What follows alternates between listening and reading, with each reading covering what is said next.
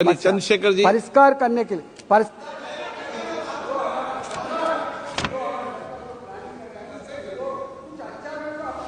माननीय अध्यक्ष जी, धन्यवाद बहुत बहुत। अध्यक्ष जी, गरीबों को बजट से बहुत आशा थी, लेकिन जब आया बजट तो सिर्फ निराशा थी। मैं अध्यक्ष जी शुरुआत करूंगा माननीय काशीराम साहब के उस नारे से, जिसकी जितनी संख्या भारी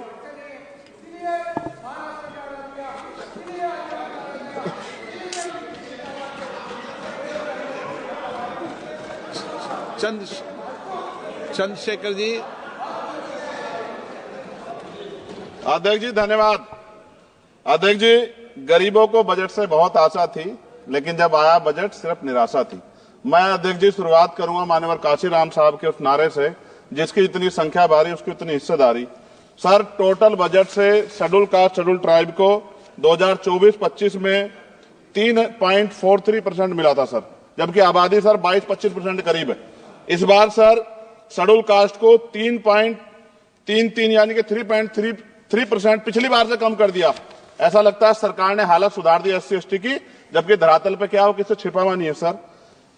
1645424.28 में से मात्र सर ई उत्थान की वेबसाइट पर रिलीज किया है सर 93963.41 यानी कि लगभग 60%। तो पैसा तो है सर, मगर वो रिलीज भी नहीं कर रहे हो। तो ये सर साइट पे है, ये भी आपके सामने रख रहा हूं। 2024-25 में शेड्यूल ट्राइब के लिए सर 3.47 इस बार का बजट है 25-26 का, और ये लगभग ना के बराबर बढ़ा है sir.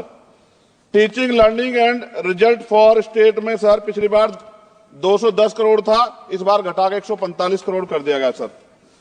PM Shri school sir, स्कूलों के हालात बहुत खराब है। मैंने पिछली बार कहा कोई बड़ी घटना घट सकती है। 24-25 में 1220 था, मात्र 1% की बढ़ोतरी की 1310 करोड़।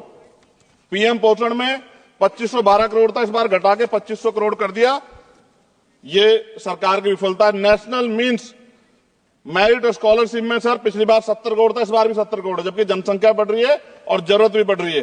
प्रधानमंत्री उच्चतर शिक्षा अभियान पिछली बार 315 करोड़ का बजट था सर, इस बार 258 करोड़ का है। वर्ल्ड क्लास ट्यूशन ये सरकार ने कहा था कि हम लोग बनाएंगे, पिछली बार 341 करोड़ था सर, इस बार 90 करोड़ है। कितनी कटौती है सर आपके सामने। SC ST एट्रोसिटी होती है सर, उसका बजट समय से नहीं मिलता, परिवारों को इसका सामना करना पड़ता है। और सर बजट का तो तभी फायदा होगा जब सुरक्षा होगी। NCRB का डाटा कहता है कि इतने एट्रोसिटी हो रही है। आप राजस्थान से सर, राजस्थान में बहुत हो रही है, लेकिन देश भर में हो रही है। इस पे सरकार को ध्यान देना चाहिए कि इनकी सुरक्षा हो।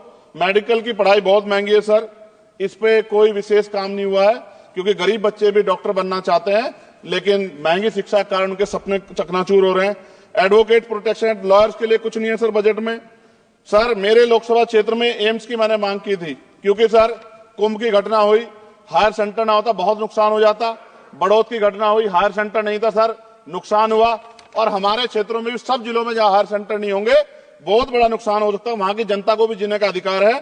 तो एम्स की मांग नहीं पूरी हुई, इंडस्ट्रियल एरिया नहीं लगा। लकड़ी का शानदार काम है सर वहां, उस काम पे कोई बेहतरीन काम नहीं हुआ सर। आगे रोजगार नहीं, रोजगार की वजह से सर ये अमेरिका ने जो अन्याय किया हमारे साथ, ये रोजगार कमी कारण नौजवान वहां जाता है सर। यूनिवर्सिटी नहीं मिली हमें कोई।